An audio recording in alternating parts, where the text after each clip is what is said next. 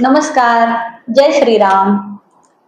आपण ज्योतिषाकडे आपल्या आयुष्यातील घटनांच्या मार्गदर्शनासाठी जात असतो आणि आपल्याला अनेकदा जाणवतं की एखादा ज्योतिषी कुंडलीवरून आपल्याला छानपैकी मार्गदर्शन करतो, तर दुसऱ्या ज्योतिषाकडे गेलं की तो आपला हात हातात घेतो आणि आपल्याला आपल्या आयुष्यातल्या घटनांविषयी सांगत असतो. तर काही ठिकाणी फक्तच आपली जन्मतारीख विचारली जाते आणि त्या आधारे आपलं मार्गदर्शन केलं जातं. जन्मतारीख विचारल्यानंतर ज्योतिषी काय पाहत असेल, तर त्यात असलेल्या प्रत्येक अंकाचा अभ्यास करून तो आपल्याला आपल्या आयुष्यात घडणाऱ्या सगळ्या घटना सांगतो, चांगल्या वाईट गोष्टी सांगतो, आपल्याला कोणते अंक शुभ आहेत कोणते अंक अशुभ आहेत हे देखील सांगतो. म्हणजेच काय की अंकशास्त्राच्या आधाराने आपल्याला मार्गदर्शन मिळू शकते. मग अंकशास्त्र म्हणजे काय? तर 0 ते 9 या ज्या संख्या आहेत त्या संख्येच्या आधाराने आपल्याला आपल्या आयुष्यात घडलेली प्रत्येक घटना, तसेच आपल्यासाठी चांगलं वाईट असलेला काळ हे आपल्याला काढता येते. अंकशास्त्र हे अति प्राचीन शास्त्र आहे, त्यामुळे त्याच्यावर अनेक शास्त्रज्ञांनी संशोधन केलेले आहे आणि प्रत्येक देशात हे वापरलं जातं. त्यामुळे सर्वांना माहीत असलेलं हे शास्त्र, या शास्त्राविषयी आपण जाणून घेणार आहोत.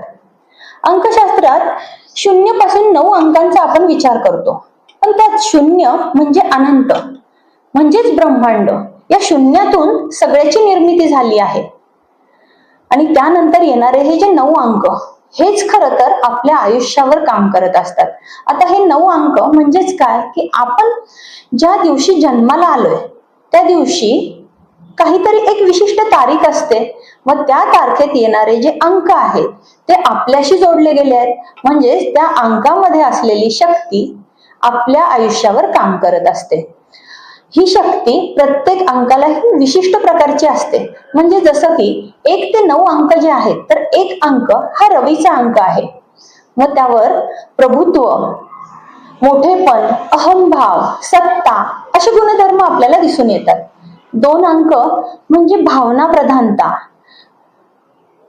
बदल होणारी प्रत्येक कामे, त्याचप्रमाणे चंचलता, या गोष्टी 2 या अंकात दिसून येतात. तर 3 अंक म्हणजे अहंकाराचा अंक आहे, ज्ञानाचा अंक आहे आणि विशालतेचा अंक आहे.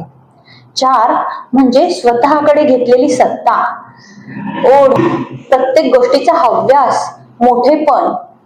5 म्हणजे व्यावहारिक ज्ञान, व्यावहारिक गोष्टीत कुशलता आणि सगळ्यांना जोडून धरणारा हा अंक.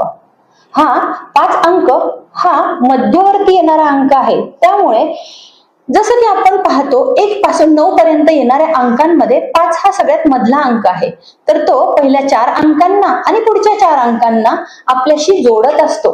म्हणून ज्यांच्या जन्मतारखेत 5 हा अंक आहे त्या व्यक्तींकडे बघा तुम्ही, त्यांच्या अवतीभोवती कायम तुम्हाला लोक जोडलेले दिसून येतात.